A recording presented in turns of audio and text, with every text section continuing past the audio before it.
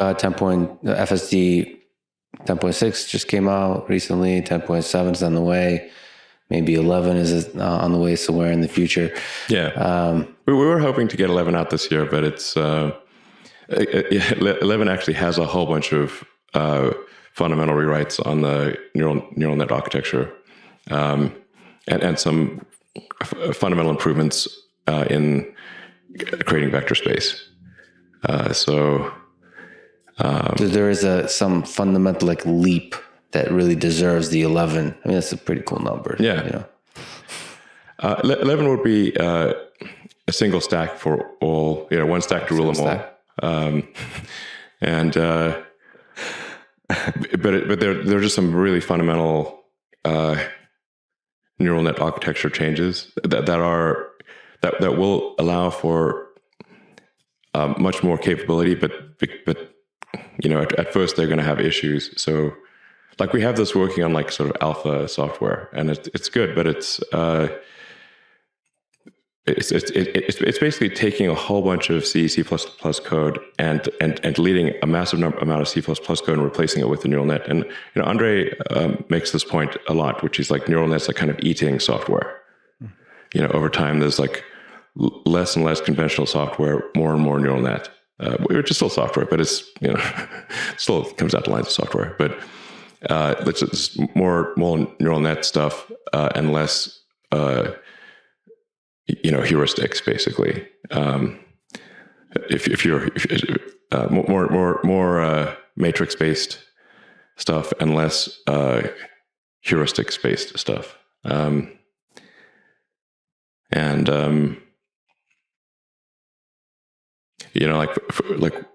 One of the big changes will be right now the neural nets will deliver a giant bag of points to the C++ or C and C++ code. Yeah. We call it the giant bag of points. Yeah. And it's so you go to pixel and something associated with that pixel. This pixel is probably car. This pixel is probably lane line. Then you've got to assemble this giant bag of points in the C code and turn it into vectors. And it does a pretty good job of it, but we need another layer of neural nets on top of that to take the giant bag of points and distill that down to vector space in the neural net part of the software, as opposed to the heuristics part of the software. This is a big improvement. Neural nets all the way down is what you want. It's not even all neural nets, but it's this will be this is a game changer to not have the bag of points, the giant bag of points that has to be assembled with many lines of C++, and have a neural net just assemble those into a vector. So that the neural net is outputting much less data. It's outputting this is a lane line, this is a curb, this is drivable space, this is a car, this is a pedestrian or a cyclist or something like that. It's outputting it's really outputting proper vectors to the C control code, as opposed to the sort of constructing the vectors in C, which we've done, I think, quite a good job of. But we're kind of hitting a local maximum on how well the C can do this. So this is really a big deal. And just all of the networks in the car need to move to surround video. There's still some legacy networks that are not surround video. And all of the training needs to move to surround video. And the efficiency of the training needs to get better, and it is. And then we need to move everything to raw photon counts, as opposed to processed images. Okay. So which is quite a big reset on the training, because the system's trained on post-processed images. So we need to redo all the training to train against the raw photon counts instead of the post-processed image. So ultimately, it's kind of reducing the complexity of the whole thing. So reducing lines of code will actually go lower. Yeah, that's fascinating. So you're doing fusion of all the sensors, so reducing the complexity of having to deal with each Fusion sensor. of the cameras is it's not like cameras really. Right. Yes. Yeah. Same with humans.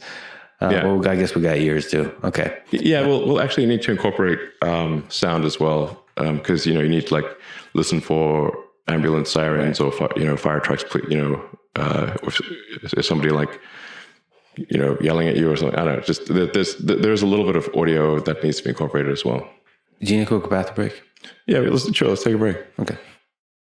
Honestly, frankly, like the ideas are the easy thing, and the implementation is the hard thing. Like the idea of going to the moon is the easy part. Yeah. But going to the moon is the hard part. It's the hard part. And there's a lot of like hardcore engineering that's got to get done at the hardware and software level. Like I said, optimizing the C compiler and cutting out latency everywhere. Like this is, if we don't do this, the system will not work properly. So the work of the engineers doing this, they are like the unsung heroes, but they are critical to the success of the situation. I think you made it clear. I mean, at least to me, it's super exciting. Everything that's going on outside of what Andre is doing. Yeah, just the whole infrastructure, the software. I mean, everything is going on with data engine, whatever it's called. The whole process is just a work of art to me. The sheer scale of it is boggles the mind. Like the training, the amount of work done with, like we've written all this custom software for training and labeling, and to do auto labeling. Auto labeling is essential, because especially when you've got like surround video, it's very difficult to like label surround video from scratch is extremely difficult. It like take a human such a long time to even label one video clip, like several hours. Or the auto labeler, basically we just apply a heavy duty, like a lot of compute to the video clips to pre-assign and guess what all the things are that are going on in the surround video. And then there's like correcting it. Yeah, and then all the human has to do is like tweak, like say this, adjust what is incorrect. This is like increases productivity by 100 or more.